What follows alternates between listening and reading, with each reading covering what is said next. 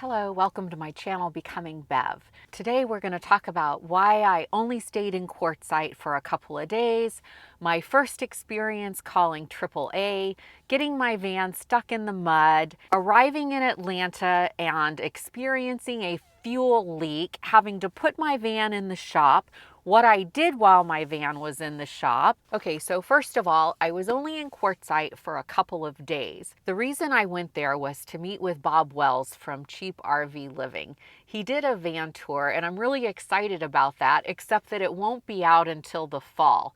That was a bit of a disappointment. What Bob does is he shoots most of his van tour and RV videos in January and February for the whole year. It was a pleasure to meet him. It was a pleasure to have him do my van tour, and I can't wait for that video to come out. Thank you for your great channel and your inspiration. You're inspiring a lot of people to follow their best life. Thank you. I take that to heart. It means a lot to me. Yeah. Great channel, folks. Make sure you keep subscribed and hit that notifications bell and get all her videos and watch them all. Thanks, Bob. Thank you. I left Quartzite, Arizona, and I headed back toward Houston. I own a day spa there, and my day spa manager, who is absolutely incredibly amazing, needed a bit of help. I go every year to help with the year-end closeouts and printing the W-2s and the 1099s. And also we had a situation that happened. There was a driver who ran off the road, plowed down our sign, ran into some of our landscaping rocks. Fortunately, he wasn't hurt or anything, but it left us with a sign on the ground and needing to find a new sign company and redesign a new sign and deal with the insurance company and all that. Now, while I was in Texas, I got my van stuck in the mud. Okay, well, this just happened. I got my van stuck in the mud. I pulled it in the grass so I could wash it, and the hose wouldn't reach. So I pulled it over in the grass a little bit and ended up with this situation. Oh gosh, I just called AAA. They said they'll be here in about a half an hour. I have pulled my Subaru into the yard and washed it probably 100 times by hand myself. And so I just did the same thing with the van. I pulled it into the front yard, I got the hose out, I washed all the dust and dirt off from being in Quartzite, Arizona. I armor-alled the tires. Jennifer was looking good. I get in the van to pull it out of the front yard and go back into the driveway, and she is buried in the mud, totally stuck. Now, I have to say my experience with AAA was pretty good. They were there in about 40 minutes, took the winch, pulled her up out of the mud, back into the driveway. I re-washed the tires again, and we were good to go. It was kind of fun being back at my house for a couple of days. I keep my house because it's very close to my day spa, and I share part of the space with the spa. So part of my house is back bar and storage and office space. So I keep the house. I have a place to, pop into from time to time and just regroup. So it's really the best of both worlds. But I was laughing while I was there. I was noticing the similarities between my house and my van. So in my van, I have a disco ball. In my house, in my dressing room, well, I call it a dressing room, but really it's just a bedroom that I turned into a walk-in closet and gave it the name dressing room. In my dressing room, I have a disco ball. In my van, I have my Brad Pitt pillow travel companion. We make Brad Pitt stops, and he is a really good travel companion. He's pretty agreeable to everything I want to do, so that works out really well. And in my house, I have a Brad Pitt full-size cardboard cutout. I got the idea for that from my friend Barb, who worked at a place where there was a Patrick Swayze cutout just across the way from her that she got to see every day when she came to work. And she mentioned on Facebook that she came in one day and the Patrick Swayze cardboard cutout was gone, and she felt a little bit disappointed, like she missed it. So I thought to myself, if I had a cardboard cutout, who would I want it to be of? And of course it's Brad Pitt. So I jumped on Amazon. I spent 39 bucks. I got a life-size Brad Pitt cardboard cutout, and I keep him also in my dressing room. And when I do pop in there and come home, it feels like someone's there to welcome me home. Plus, it scares the bejeebers out of people just walking down the hallway and going to the bathroom at my house. They just catch them out of their peripheral vision, and they think someone's there. Anyways, I feel like I have someone to welcome me home, and I get home and I'm like, hey Brad, I'm home. All right, another resemblance to my house and my van is I took the smallest room in the house and put the biggest bed I could find in it. And I just found it kind of interesting, the similarities between the two. So I thought I would share those with you guys. While I was in Texas, I got to interview Larry from the Cholla Cactus and meet with him and his wife Katerina and tour their van, which hopefully you've seen that. I only stayed in Houston for a few days, and then I got in the van and I headed toward Atlanta. I had a flight to catch out of the Atlanta airport on January the 18th. I bought my daughter a trip to the Bahamas for a Christmas present. She's been working really, really hard. Plus, it's really cold where she's at, and I felt like she deserved a little bit of sunshine and a little break from what she'd been doing. And of course, that meant I got to go with her. So I have good friends in Atlanta, Eddie and Judy, and I planned on mooch camping in their driveway. I filled up the van with gas about 10 minutes before I got to their house, and their driveway is on a bit of a slant. The front of the vehicle was up higher than the back of the vehicle. So I go inside to say hi to Eddie and Judy, and then I come back to get in the van, and the gas fumes are really, really strong. So I knew that there was a problem.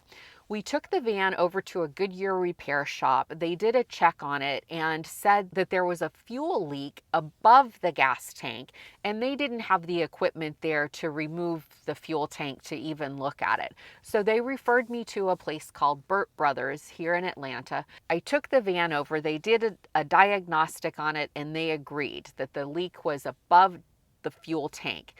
I left my van there at Burt Brothers the day before I was supposed to fly out to the Bahamas, so the timing worked really, really well. They removed the fuel tank and discovered that there's a plastic molded piece on top of the tank that had basically cracked and broken. I left the van there for the 6 days that I was in the Bahamas. They replaced it with a brand new fuel tank. I called to check on my van the day that I was leaving the Bahamas, and they told me that they had just gotten the paperwork back into the office and my van was ready to be picked up.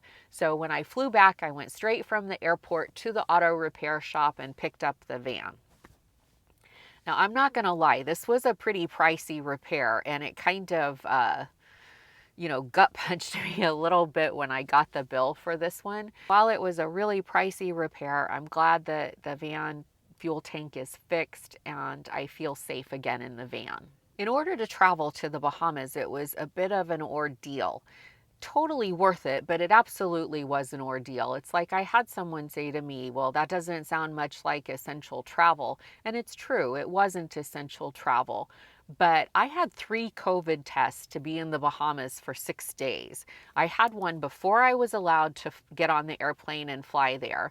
The moment we checked into the hotel, we were escorted straight to a clinic and had another COVID test, and then escorted straight up to our room. We weren't allowed to leave the room until our COVID test had come back negative. We only stayed at the resort for 2 days. Twice a day, they do something called a flamingo walk. So they have 4 flamingos that they've raised from eggs. They're part of a flamingo rehabilitation program there at the hotel. And they do this flamingo walk, so we didn't have anything else to do. So every time they did it, Misty and I went down to see the flamingo walk and hang out with them. And when you do this, they ask you not to approach the flamingos, but you can just kind of hang out. And if the flamingos want to, they'll come over to you. So I had the funniest experience. I thought this bird was gonna climb up on top of me. I was thinking maybe I shouldn't have worn the pink dress. I got the giggles so bad having this flamingo root through my hair.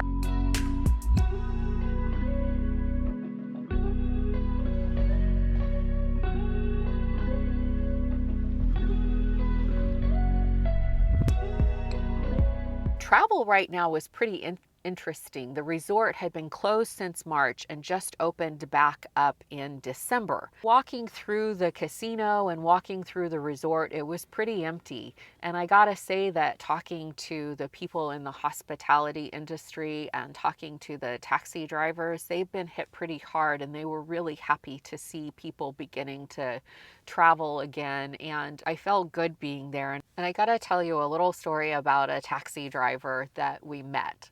He was telling me, being from a resort area, how devastating, things have been for him, and that he lives in his van at night and just folds the seat down and does van life.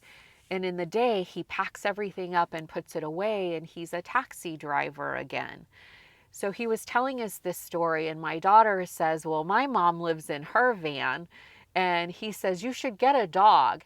And I said, I don't have a dog. I travel with my Brad Pitt pillow and my Lenny the lizard. And he goes, oh my God, I saw your video. So I thought it was pretty interesting that I randomly ran into this person who had seen my van tour video. All right, this is Kevin. He's our taxi driver in the Bahamas, and he's into van life. He sleeps in his van. All right. So is there anything else you want to say about that? The business the way it is now, especially with the pandemic, you have to put in a lot of hours. And, it happens that sometimes you come to work and you end up not getting a fare, so you just camp out for the night into the next day, and I does that a lot. Apparently, I haven't been home I came to work Saturday evening. I haven't gone back home as yet. Wow. I've been camping at my van all these days. I'm going home this evening. But so, Kevin, will you tell them what you said when you saw that I camped with Lenny the lizard and Brad Pitt? I wanted you to have a dog. I just felt that a female traveling solo alone should have a dog with them, for security and. So I get in Kevin's van and he says, I watched your YouTube video, and all I could think of is, she needs a dog. Yeah, I just feel that a dog is more alert than humans, So when I see people travel around with dogs, especially females, I feel really good about it. Uh-huh. If you feel safe enough to travel by yourself without a dog, that's great. But you don't feel so safe with me traveling with Lenny the lizard and my Brad Pitt pillow? No, the lizard can't do nothing for you. Thank you. So a couple of changes that I've made to the van while I've been still for a minute is I took this photo of a starfish while Misty and I were in the Bahamas. And Eddie and Judy are both professional photographers, and they have a printing facility basically in their home. So Eddie printed this beautiful photograph that I took of the starfish on the beach, just the right size so it would fit in the nook that used to be the old television. And I felt like it was just the perfect fit for that spot. And I love that it's my photography hanging up there. While I was in Quartzite, Alba and I went to a little flea market, and I found these cute little chandeliers for only $8 a piece. I love chandeliers. I got them in my van. The next thing that I changed in the van while I've been here is the blackout curtains. Now, I love the blackout curtains. I think they do an amazing job, but they were just a little plain, so I blinged them out a little bit. And then I also put a Velcro strip across the top with a couple of ribbons hanging down. So now I don't have to totally take them up and down. I can leave them in place, and then when I need to drive the van, I just take the ribbons and tie them up. So I still have good visibility in those windows. Oh, and I have to show you my new coffee funnel. The other coffee funnel was brown plastic, and it really did the job, but I needed something a little bit fancier for Jennifer. I found this on Amazon, and I'm super happy with the way that it looks. And the last thing I did is I had these wooden trays. I love the trays in the van. I feel like it gives me a little extra counter space, but I didn't really like the way that they looked in here, so I spray painted them gold. Also in Atlanta, I stopped by to see a friend of mine that I know named Stony. Stony used to come occasionally and stay with my ex-husband and I when we lived in Las Vegas. So we stopped in to see him, and I was showing him my van, and I explained to him how I'm not totally happy with the cargo rack on the back. And he says, "Oh, I can fix that." So I'm headed to Stoney's shop today, and he's going to revamp my cargo rack and just make it about 18 inches shorter, raise it up, because part of the problem with it was when I was going up a hill, it would drag the ground, and it really does add a lot of extra length to the back of the van. So we're going to shorten it by about 18 inches and raise it up a bit. So I'm super excited to have that done. And then once that's complete, I'm headed to Florida. If you're interested, I have an Instagram account now. It's called Becoming Bev1. And I post a little more often on there. Sometimes the YouTube videos are a week or two behind. It takes me time to do the editing and get them uploaded. The Instagram account is a little more up to date. Also, my next video, I get to tour my friend Larry's Toyota Land Cruiser. I am really excited to share this with you. I've watched the video over and over because I've been editing it, and I'm so impressed with his ingenuity and his craftsmanship and everything he's done to turn this Toyota Land Cruiser into an amazing vehicle for camping. I think we're all caught up now. Thank you for being here. Thank you for watching and subscribing. And if you keep watching, I'll keep posting content.